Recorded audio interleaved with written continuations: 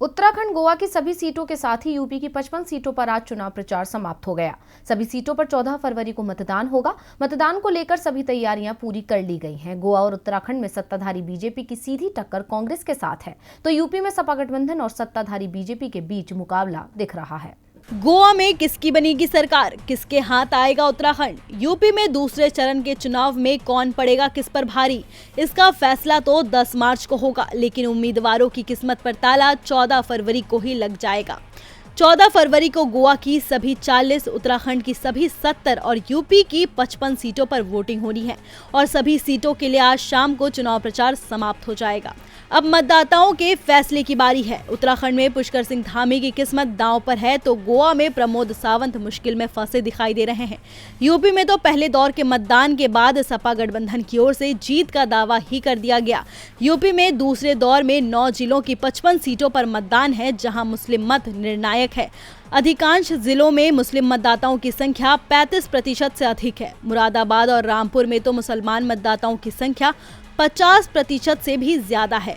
इसके अलावा करीब 25% दलित मतदाता भी चुनाव में निर्णायक भूमिका अदा कर सकते हैं।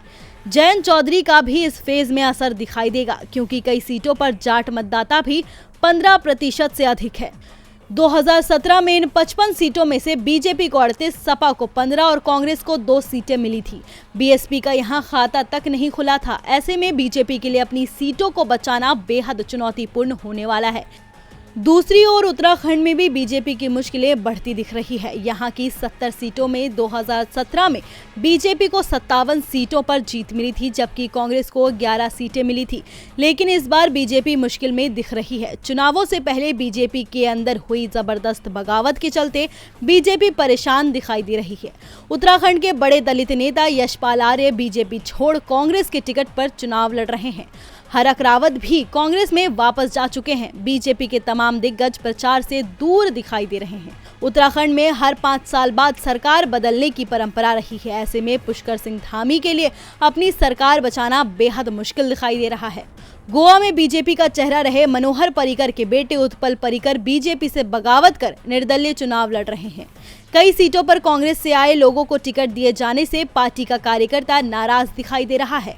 ऐसे में प्रमोद सावंत के लिए गोवा में पार्टी को जीत दिलाना बेहद मुश्किल दिखाई दे रहा है। डीबी लाइव की रिपोर्ट।